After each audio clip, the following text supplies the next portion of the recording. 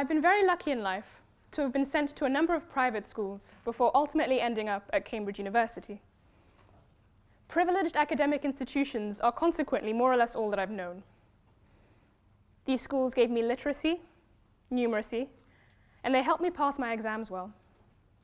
But they also gave me another education, for which I am perhaps more grateful. They taught me something about the realities of classism, racism, and sexism. For example, I didn't cultivate this accent. But when it came to replace the Kenyan one I had, age 13, when I first arrived in this country, I found that people started taking me more seriously. Add to that the fact that upon discovery of the very limited knowledge of classical music or Gothic architecture I found at school, my opinion on literally any other matter suddenly developed worth in some people's minds. I learned that the purpose of these schools is to keep social capital locked behind the doors of exclusive institutions, giving only those who could afford it the right to be heard. As an avid reader, I came to appreciate that my decision to pick up Gustave Flaubert, a white author, before Chinua Achebe, the Nigerian genius, was not a coincidence. That over a decade of learning within Eurocentric curricula had instilled in me the belief that real knowledge came from white thinkers, and that probably had something to do with why people that look like me aren't expected to perform well academically. And so I learned that the purpose of these schools is to perpetuate racist ideas about what intelligence and even knowledge looks like. And I remember history textbooks, with one page devoted to the ways in which various political regimes affected women. An afterthought, used to pick up extra marks for nuance in the exam, when our core learning came from books written exclusively by and about men. And so I learned that the purpose of these schools was to maintain masculinist epistemological paradigms and sideline or erase women's contributions to academia. In short, these schools are one means of many by which the powerful and their offspring remain powerful. And while they aren't inventors of these methods of oppression, my secondary school in Somerset did not invent racism, sexism, or classism. They are actively and often consciously complicit. By the time I was about to embark on an undergraduate degree, I was 18 years old and painfully conscious of my own complicity in this, even as I understood that I suffered as a result of the racism and sexism too. So I decided to use the social capital I was accumulating for good. I had a very simple plan in mind. In hindsight, it was backwards, and I'll get into why later on, but at the time it made sense. If social capital, and importantly, the promise of actual capital, was locked up in these very white, very male institutions, and if white men were thereby disproportionately benefiting from this fact, then the way to level the playing field was surely to get more black women into these institutions, sharing the capital. There were 3 steps to this plan. 1, through hard work and determination, enter spaces such as Cambridge University that don't historically belong to black women. 2, learn what white people, and in particular white men in those spaces, value, and excel in their culture through a combination of mimicry and assimilation. And 3, at some point, find younger, ambitious black women and teach them how to assimilate, so they can make their way into and through these spaces even faster than you did.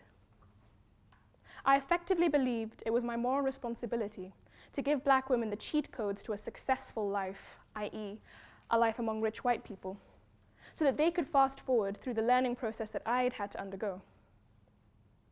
On a more selfish level, I figured this would allow me to take the benefits of a Cambridge degree guilt-free, because I was also giving back. I pause now to stress that this plan I had is nothing like the access work that I see many of my peers undertaking. I'm talking about the kind of work that raises kids' aspirations, that pulls people out of poverty and helps them battle stereotypes and state-sanctioned nihilism by getting them through school and into universities where they can share their influence. My plan was not that. If I helped anyone, it would probably just be other middle-class black women. And importantly, I wanted to teach them how to mimic and assimilate, not grow as people. In any case, I discarded my plan long before I had a chance to implement it, because within my first week at university, I discovered Fly, and that changed everything. FLY is a Cambridge University society and an acronym for Freedom, Love, You. It was set up in 2012 by a small group of black women who, upon arriving on campus and finding themselves to be stark minorities, wanted to create a way to connect with each other and with other black women. Over time, the group opened itself up to all women and non-binary people of color studying at Cambridge. FLY led me to realize that what I was really trying to figure out was, how do I move through a space like Cambridge University with my integrity and dignity intact? How do I receive this education without being complicit in the harm of other black women? How do I endure racism and sexism, take the social capital I'm gifted as a result, and not lose myself? The answer lay in forming me as part of a collective, teaching me that these questions I had weren't actually about me as an individual, and I needed to start seeing myself as being part of something bigger than myself.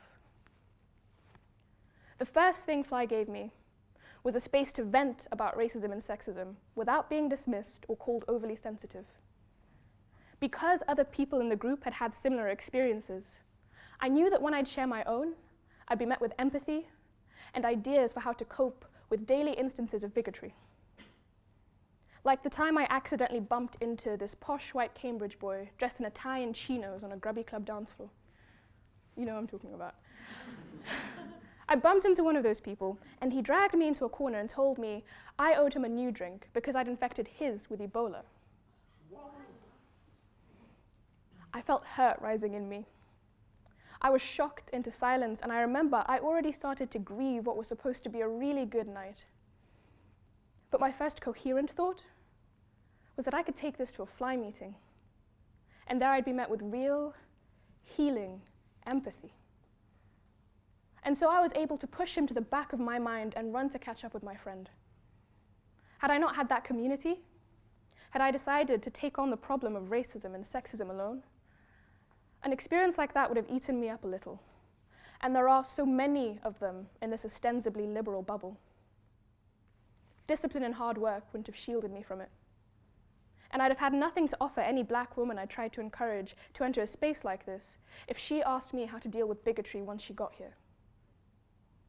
In this way, FLY gave me resilience, not a stiff upper lip, but a place to come home to, where I could lay down the microaggressions I'd collected outside the meeting, lay down the pain that they caused, and help other people do the same with theirs. Because FLY created this safe space where we were able to share those experiences, we started to discover just how many of them we had in common. One woman was somehow not the first to have a supervisor question if she was born in this country because of a grammatical error she made in an essay. Another was not the first to be sexually fetishized or even harassed in her college. And someone else was not alone in being consistently assumed a tourist at their college simply because they're East Asian. FLY took these collective experiences and made sense of them within a black feminist framework. It taught us about a theoretical paradigm called intersectionality, a term coined by a black feminist and legal theorist called Kimberly Crenshaw. Intersectionality defines what happens when different axes of oppression or disadvantage intersect and compound each other. Intersections like race and gender can come together to create experiences that cannot be understood within mainstream understandings of anti-racism and of feminism. Understandings that assume that all the black people are men and all the women are white. Through this black feminist lens, we were able to analyze our experiences with the greatest possible level of accuracy and contextualize them within wider facts about the place of women of color in the world. It was access to this education that killed my three-part plan once and for all, because that plan could only hold water if I had no intention of disrupting the very structures that necessitated a plan in the first place. By intimately tying our personal experiences to structures of racism and sexism, we learned that the only way to make our lives here manageable was to work to tear down those structures, because there is no reprieve from racism and sexism within the walls of this institution as it currently stands. And so conversations about alienating white reading lists became working groups on how to decolonize our faculties. Islamophobic incidents became campaigns against Prevent, the UK government's anti-radicalisation measures that have been rolled out across public institutions and criticised for censoring and criminalising British Muslims.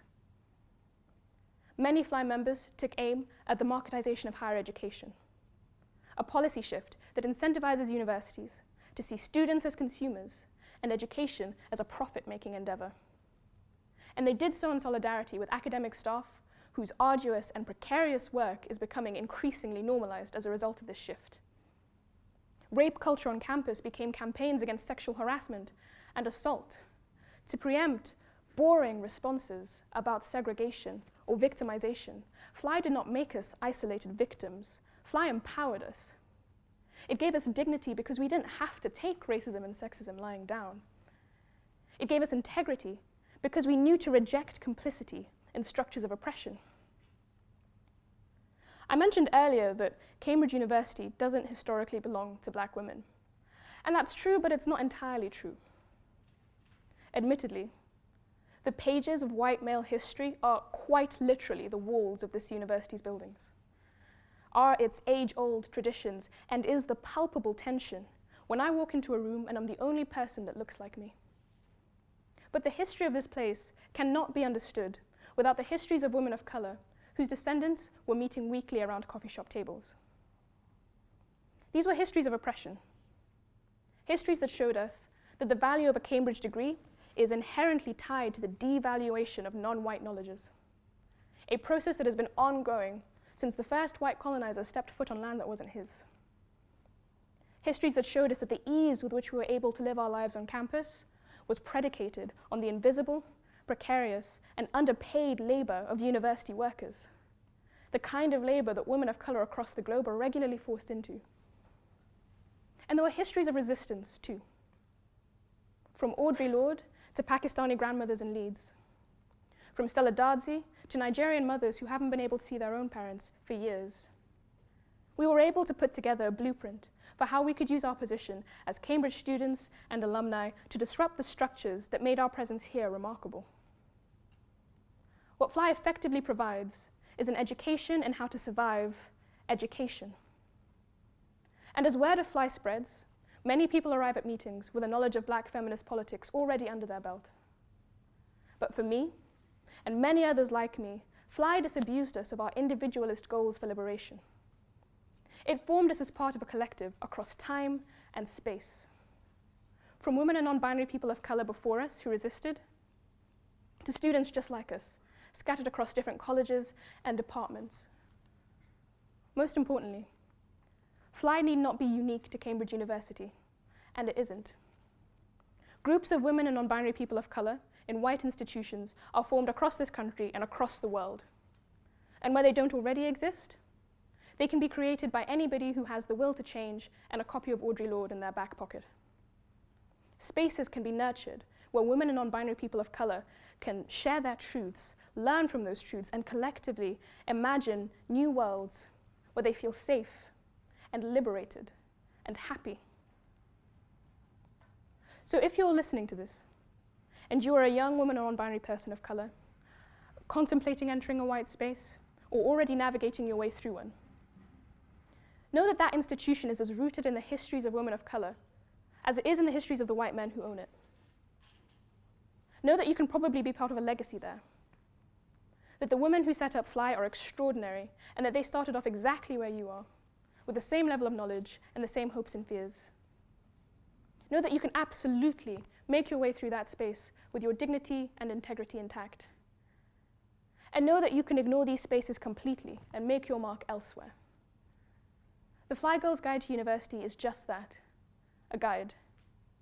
Whatever you create can be radical and powerful too. Thank you.